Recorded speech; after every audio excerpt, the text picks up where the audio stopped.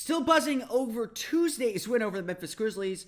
I want to break down the Orlando Magic's pick and roll, the Wagna Carta, and tell you a little bit about why this combination and the way the Magic set up pick and rolls is such a harbinger of good things coming the rest of the year. We'll talk about that, Bol Bol, plus some G League signings.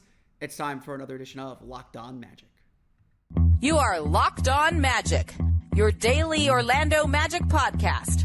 Part of the Locked On Podcast Network, your team every day.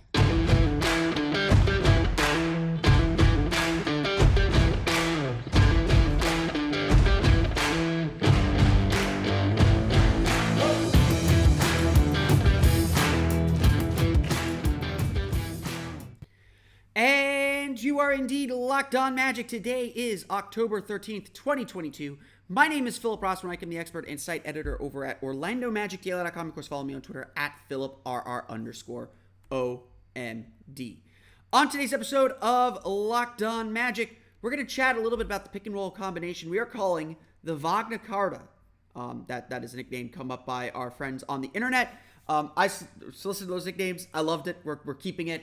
We're going to talk about the partnership between Franz Wagner and Wendell-Carter, why it was so successful against Memphis, why that's a combination we're going to see a lot of this year, and why it's just kind of a bigger sign in general of the Orlando Magic's overall offensive philosophy. It's a lot of exciting stuff to break down here in that pick and roll combination. But before we get to that, we want to thank you again for making Locked On Magic part of your day every day.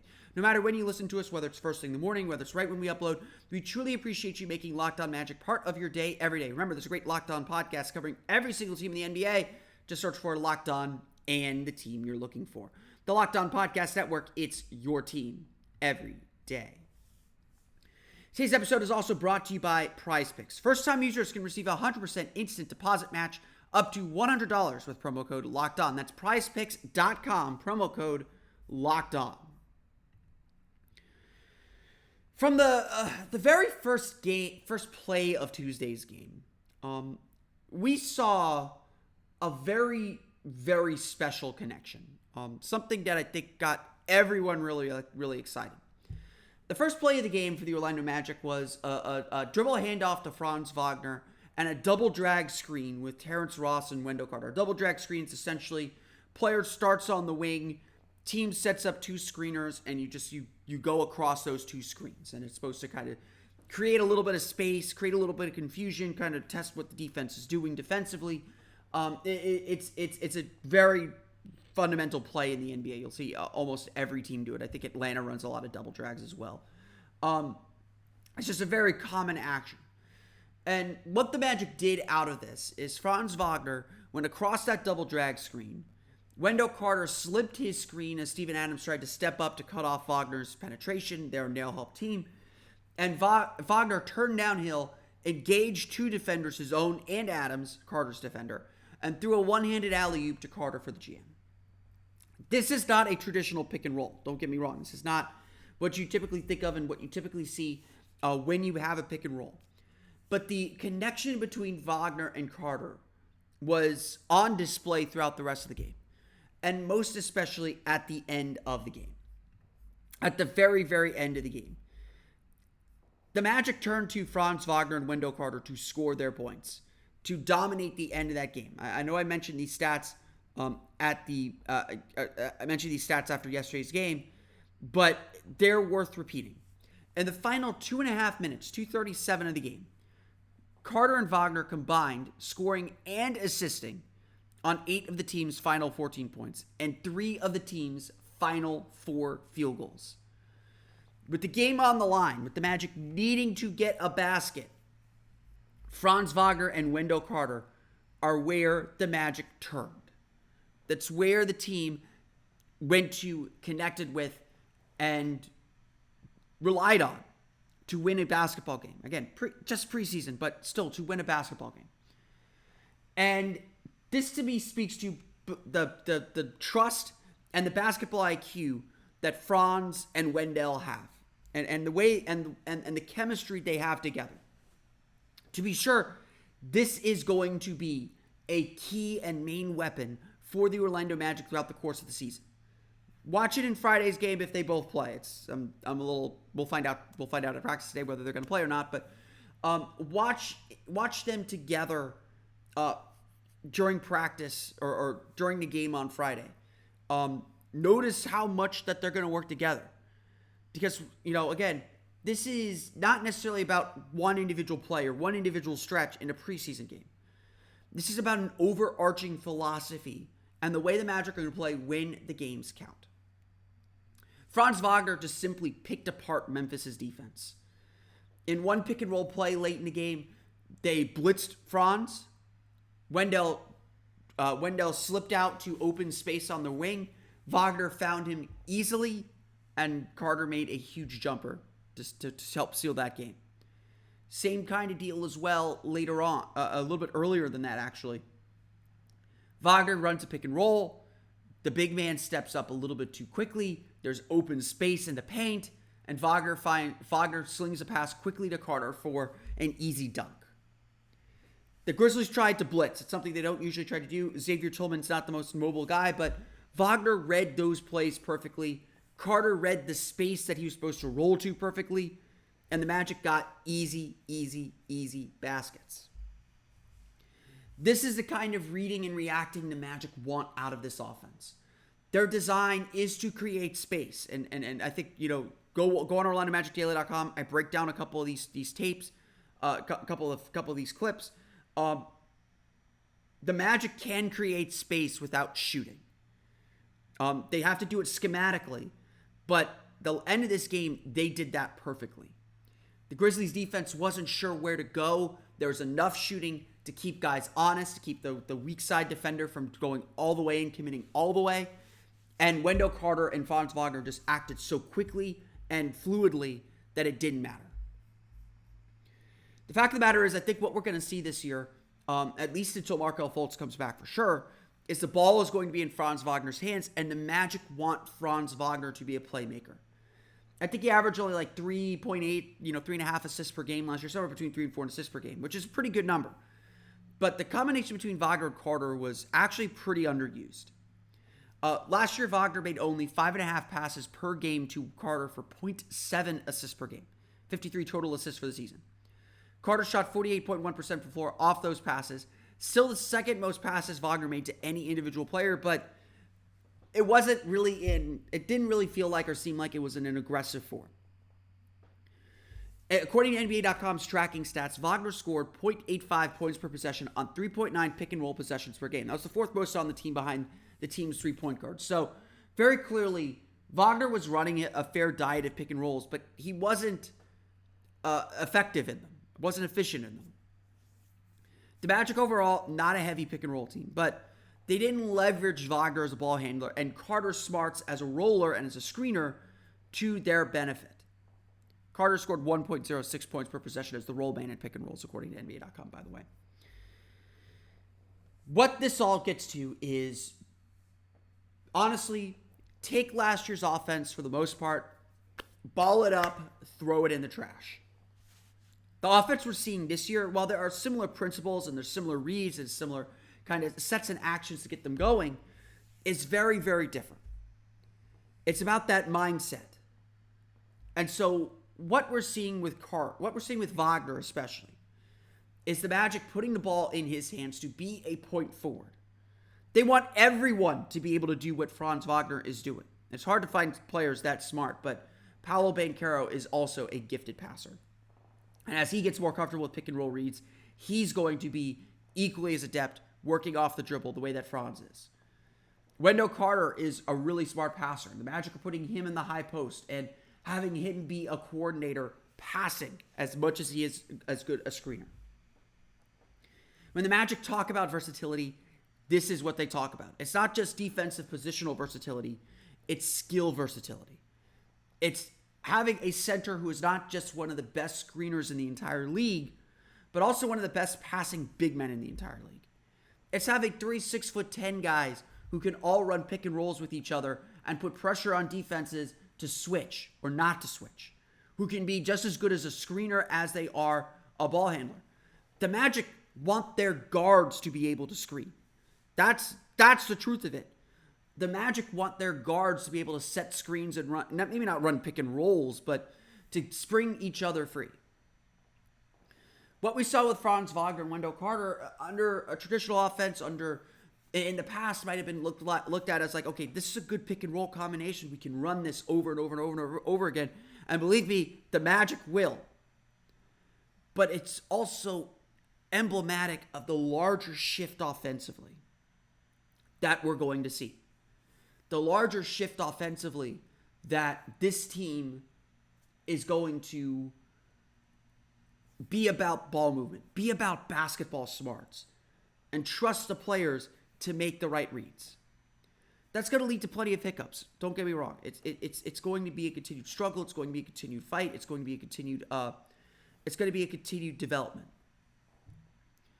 But the Magic have players capable of doing it.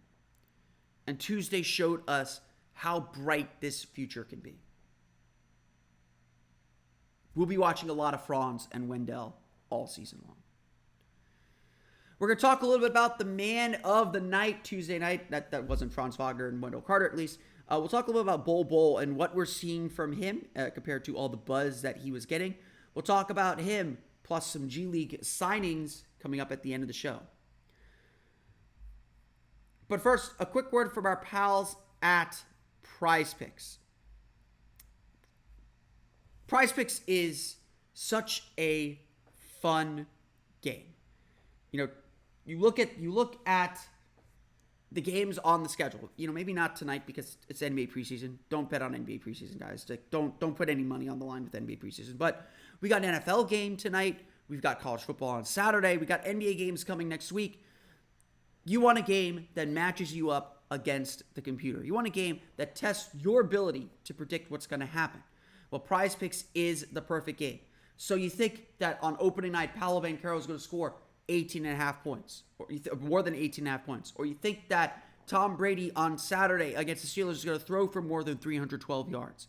PrizePicks is the game that lets you make those predictions and win some real money.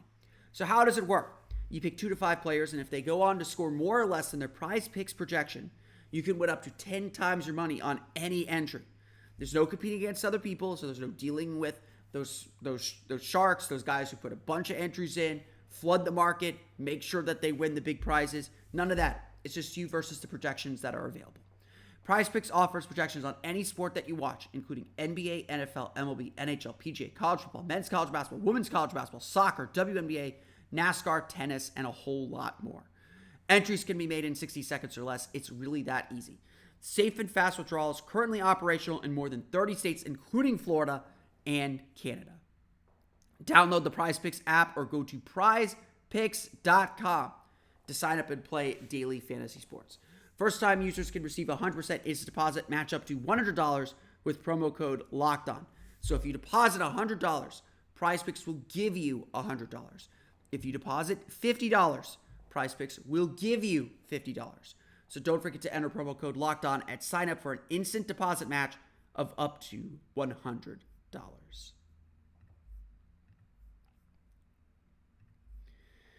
Outside of all the greatness that the starters were on Tuesday night, outside of all of that, one of the big stories and one of the big things that we saw during Tuesday's preseason game, and again, it was, if we're putting a lot of stock into Tuesday's first preseason game, it's for a number of reasons. One, it was the first home preseason game, so it's the first time the fans got a chance to really see this team and get excited about them. But it was also the first game on Bally Sports Florida. It was a national TV game on NBA TV. It was the first time for a lot of people to get a good look at this Magic team. So, you know, the fact that they played so well, that's part of why there's so much buzz about this game. We'll see how much that changes on Friday. It feels like it's a game-to-game thing. And obviously, next Wednesday is the big day, is the one that really counts. And we'll learn a whole lot more about this team on Wednesday. So we're going to take a deep breath. We're going to breathe in, breathe out, and we're going to power through. But throughout training camp, really throughout the whole offseason, we've been hearing a lot of buzz about Bol Bol. And Bol Bol is, frankly, he is more theory than practice. When you look at him and look at the way that he plays, he is very much an idea of a basketball player. And I'm not saying that as an insult. I'm not saying as anything else. His injuries have kept him from being on the floor. But this is a 7'2" guy with legitimate guard skills, and wants to play like a guard and can do all those things. It isn't a center who, it isn't like the guy from Eddie who thinks he can shoot, Yvonne shoot, but it's a player with those actual skills. And again, we're seeing a lot of bigs trend this way. And honestly, it feels a little bit like the Magic strategy was to just throw Bol out there, not think too hard about it. The fact of the matter is, Bol Bol hasn't played very much in his career so far.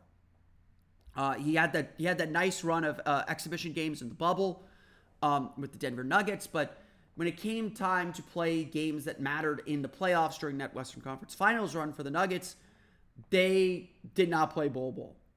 And then injuries took over. He was injured throughout much of the 2021 season. He was injured throughout almost the entire 2022 season. Got traded to the Pistons. They didn't clear him medically, so the trade was rescinded. Got traded to the Celtics, then got traded to the Magic.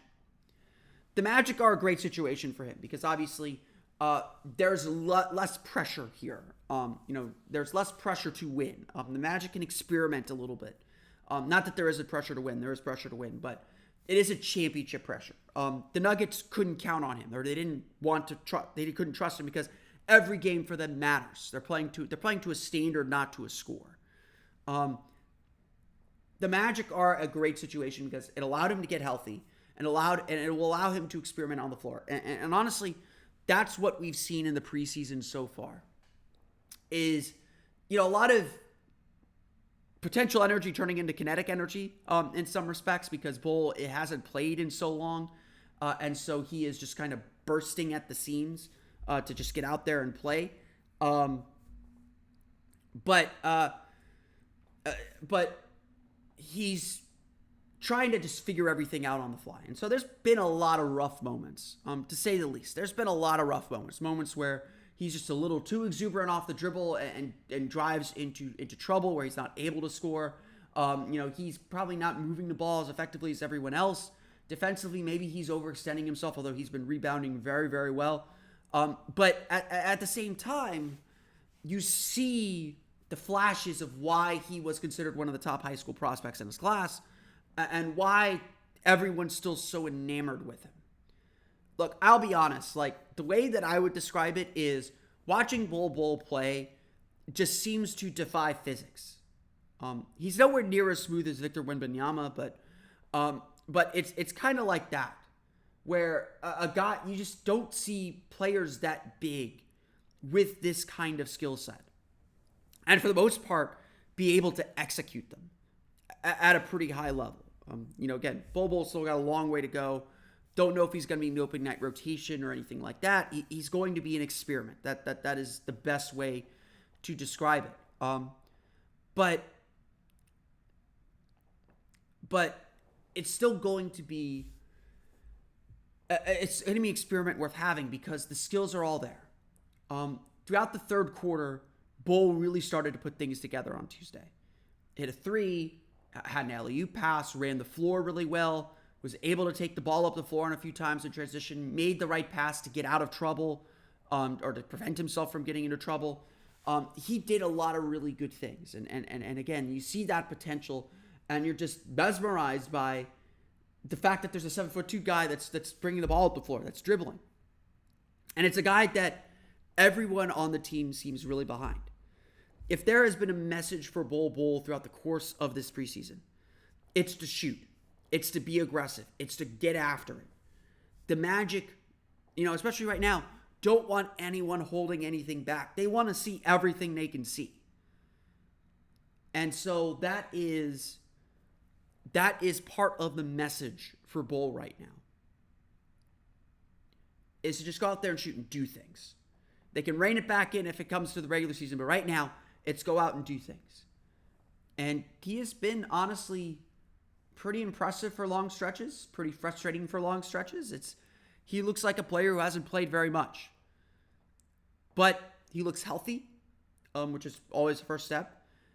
He's getting more comfortable. He's played better as games have gone on, as preseason has gone on. He's gotten better game to game, even half to half, I would say. And the more comfortable he gets, the more he's going to be able to bring out this really special and unique talent.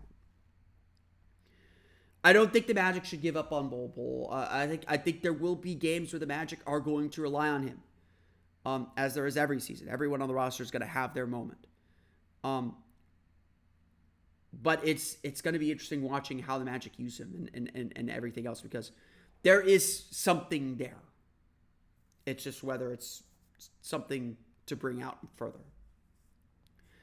I'm going to close today's show. We're going to talk a little bit about some G League moves the Magic have made, explain a little bit what's going on with some of the things that they've done. We'll talk about that coming up here in just a moment.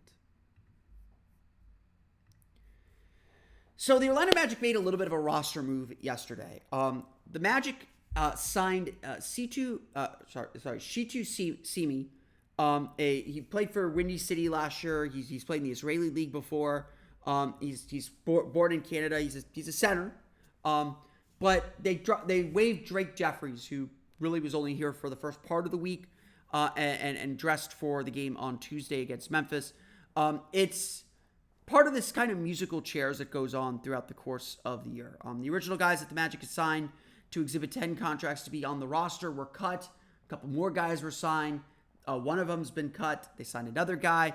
There's going to be a few more of these throughout the course of the preseason. And it's not that these players aren't good. I'm actually really excited about Drake Jeffries. I'm a little upset, actually. The Magic didn't try and get him in. I anticipate tomorrow's game we're going to see a lot of these kind of back-end bench guys. But Drake Jeffries, I think, is a really interesting player. I'm really excited to see him in the G League. But that's what all these signings are for. All these kind of back-end signings are what's called Exhibit 10 contracts. And Exhibit 10 contracts are, I don't know the exact, it's referencing a part of this collective bargaining agreement, but essentially what these contracts do is you bring players into camp, you pay them a little extra money, and then once they clear waivers, your G League team has first dibs. Essentially, unless their G League rights are owned by someone else and you got to trade for that, this is how teams build their G League rosters. You're seeing it throughout the league where players are being cut, being signed. This is generally how teams kind of build the incentive to make their G League rosters. They give these guys a little extra money. They give them a taste of the life in the NBA, even for a couple days. Then they sign. Then they waive them, let them clear waivers, and sign them to their G League roster. So all these guys that we're seeing on the back end of the bench, Kevon Harris is a two-way, I believe. Kevon Harris and Admiral Schofield are the Magic's two-way players. But all those other players, we talked a little bit about a few of them that got rumored over the summer. They're brought in essentially as extra bodies for pickup runs. So like Xavier Simpson, he's another guy that the Magic cut. Xavier Simpson's going to be on the Lakeland Magic.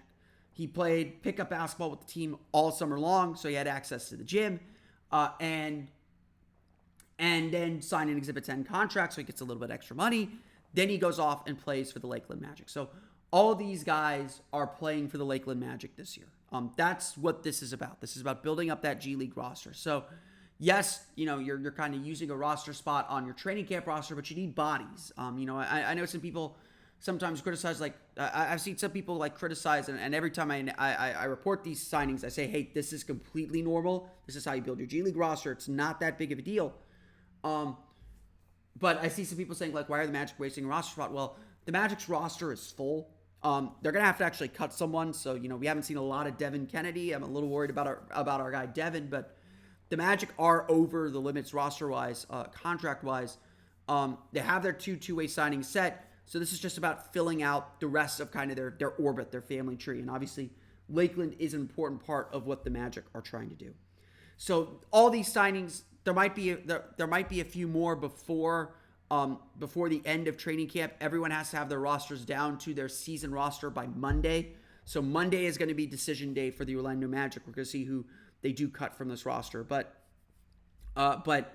it's going to be, again, this is all normal. This is all what happens in the preseason. You'll see guys get signed and waived immediately, actually. That is a thing that happens. That's starting to happen around the league. It's this time of year when that happens. This is all about filling out that G League roster and kind of filling out the Magic's overall family tree.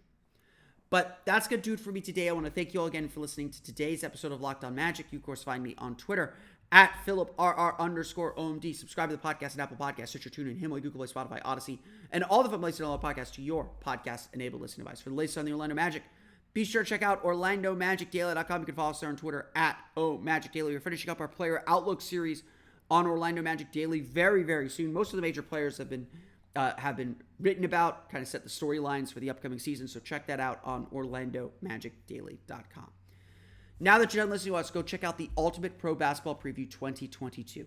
It's a 6-episode extravaganza to get you ready for the NBA season. The local team experts and the NBA insiders of the Locked On Podcast Network and Odyssey all combining into one ultimate NBA preview.